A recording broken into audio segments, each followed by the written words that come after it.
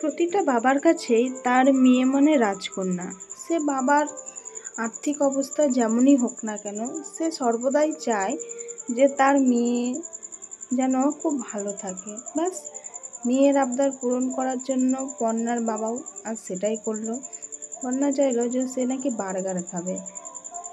মেয়ের আবদার কেন কেন মেটাবে না, একমাত্র মেয়ে বলে কথা, তাই আবদার মেটানোর জন্য যেই বলেছে অমনি ছুটলো। সে তাকে নাকি বার্গার খাওয়াতেই হবে। তো শুধু মেয়ের আবদার মেটালেই তো হবে না, তার সাথে বউয়েরও একটু আবদার মেটানো উচিত।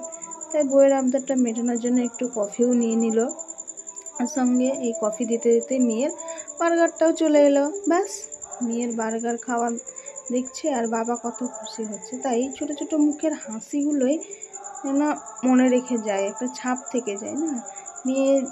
মেয়েরা যেমনই হোক আর বাবা যেমনই হোক, এই মেয়েদের মুখের হাসিটা প্রত্যেক বাবাই চায় পূরণ করতে। দেখো কেমন সুন্দরভাবে খাচ্ছে, পরে তো তুমি দেখতেই পাবে। তো তাই বলে যে মেয়ে হওয়া মানে বাবাদের ভাগ্যই পাল্টে যাওয়া। এই যে ছোটো ছোটো হাসি খুশি, এই নিয়েই তো জীবন, এগুলো না থাকলে তো জীবন পুরো বৃথা।